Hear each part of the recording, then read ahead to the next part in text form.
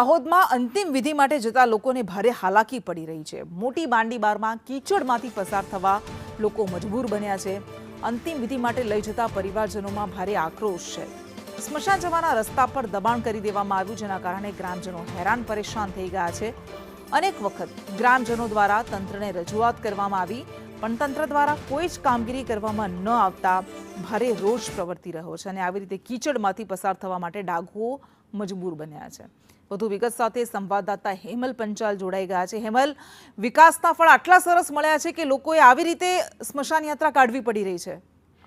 ચોક્કસ કૃષ્ણ, વાત કરીએ તો દાહોદ જિલ્લાનું લીમખેડા તાલુકાની અંદર આવેલ જે બાંડીબાર ગામ છે, ત્યાં બાજુ હાલ જે છે ત્યાં બાજુ કેટલાક લોકોએ દબાણ કરી દીધું છે। તેને લઈને સ્મશાન જવાની અંદર જે અંતિમ વિધિ કરવા માટે જે ડાઘુઓ જતા હોય છે તેમને ભારે મુશ્કેલીનો સામનો કરવો પડી રહ્યો છે। લોકોને જે ડાઘુઓ છે તેમને ખેતરના પાણી અને કીચડની અંદરથી કીચડના રસ્તામાંથી જવા માટે મજબૂર બન્યા છે। પોતાના સ્વજનોની અંતિમ વિધિ માટે પણ જે પરિવાર લોકો જાય છે તે લોકોમાં ભારે રોષ જોવા મળી રહ્યો છે। ત્યારે ગઈકાલે જ મોટી બાંડીવાર ગામની એક મહિલાનું અવસાન થયું હતું, તેની અંતિમ વિધિ માટે લોકો જઈ રહ્યા હતા। તે દરમિયાન લોકોને ભારે મુશ્કેલીનો સામનો કરવો પડી રહ્યો છે।